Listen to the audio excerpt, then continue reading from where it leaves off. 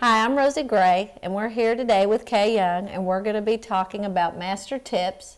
And one of the first questions I wanted to ask her, what is one of the most common faults you see in barrel racers with their barrel horses? I'd say lack of confidence and projecting that into the horse and instilling confidence in the horse. I see that comes from consistent repetition in the practice pen and in your exercises.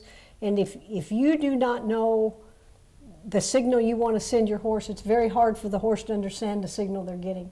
So you should have it in a game plan in your mind that you know exactly where you're going to rate your horse or sit down, where you're going to place your horse going into the turn, and visualize the turn in your mind before you get there so you know exactly how you want it to go. If you wait till you get there and you're at the barrel and you go, oh, this is where I should have, it's already too late. So instilling that confidence in a horse comes from correct repetition. Okay, well, how do you instill the confidence in the rider and the horse? Being very decisive in the things you do. And I see this, understand the steps that you want to do, and instead of you running into 99 different people and asking, what did I do, and trying to change it, you should understand exactly what your training process is going to be and how you're going to work that training process every day. Because if you do consistently the same thing in the same place every time, that's how you train a horse, is repetition, consistent repetition. If you try one thing one week and you come back and you try another thing the next week, the horse is totally confused. Consistent, consistent, consistent is how I train. The same thing. And I have in my mind, I visualize, I know exactly the spot I want to sit down. I know the spot I want to take in the nose.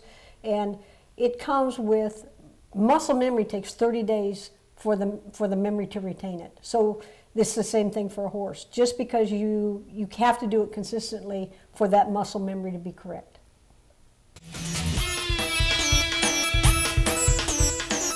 How do you set your horse up for the first barrel? If I have a center alleyway, I'm either going to go to depending on where the alleyway is lined up with the first barrel, depending if it's far to the left, then I'll probably put my horse to the right. If it's the right, I'll go opposite. If I have my choice and I can set up any place I want, I line up with the inside of the third barrel. And that gives me a little straighter shot than a lot of people go to their first barrel, but I think it sets the horse up better, and it keeps the hip engaged better going straighter at it.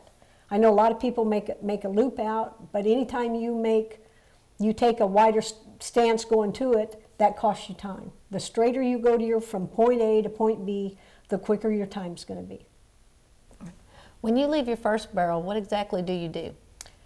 Well, the first thing I do is when I leave the first barrel, I've already gone, the first thing I do is I go deep enough in the first barrel so I get a straight shot at my second barrel.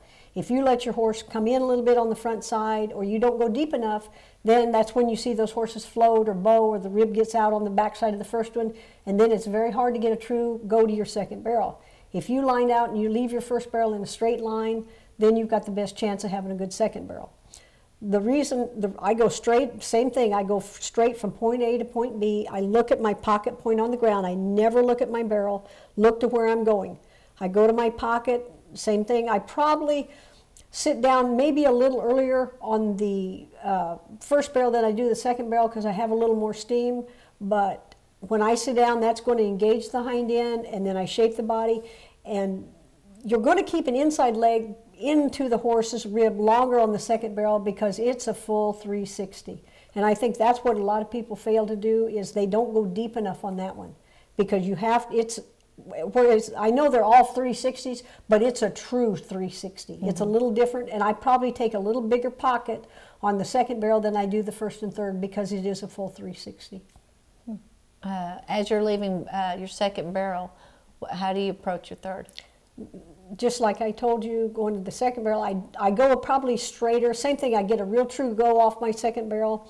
I go straight to my pocket point. Now, I do go straighter than a lot of people do to the third barrel, and then lift them. And the reason I do that, I see so many people, if they get out wide going to it, then the shoulder comes in too early, and then they either, the hind end has to jump out to catch up, or they float off the third barrel. And I see probably more third barrel mess ups because they don't go deep enough and they get out too wide going to it. You have to go straight at it, lift your horse, shape them, and finish the turn. And always an outside leg on the back side of your turns. On all 3 turns, when you have them deep enough, then you switch to your outside leg, and that's what gets your snap away from your turns.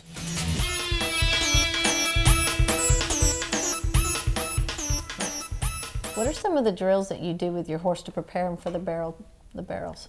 Okay, first of all, I would never call them drills, Okay. because drill implies intense work, and my works are probably very light compared to what a lot of trainers do. I want them to lope really nice soft circles, and when I don't do a lot of face, I see so many people that really have their heads cocked to the side. I don't like a lot of that. I want to see the corner of the eye, and the main thing is I want the shape of the body rounded. I want it soft. I don't want it the rib locked in or pointed the nose to the outside, but I don't want it cocked to the inside. I just want to be able to see the corner of the eye lope in my circles. I want them to hold their leads and be soft and relaxed, and I don't want to have to pull on their face all the time. I'd like it to be a nice soft lope. Probably, I'm going to say one of the most important things to start before you can start a barrel horse is they have to be able to stop and they have to do laterals. And the stopping, it's very, very important for the horse to listen to body cues. If you have to pull on your horse to get him to stop, then you haven't done your groundwork. You need to go back and work on, you need to sit down and before you ever pick up on their face and give them a cue that the stop's going to come so you don't just have to pull on their face.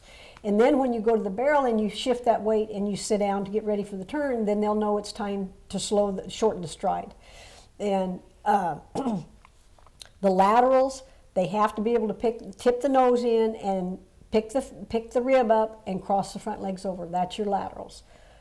If I was going to say anything that they have to be able to do to start on barrels, it's stop and do laterals. And I do some like turnarounds with the pivot. I like them to be able to cross the legs just to keep the shoulders where you can move the shoulder. And the reason I say that is because on the back side of the turn, the first thing that comes back is those shoulders. So they have to be able to be flexible enough where they can come back through the turn quick.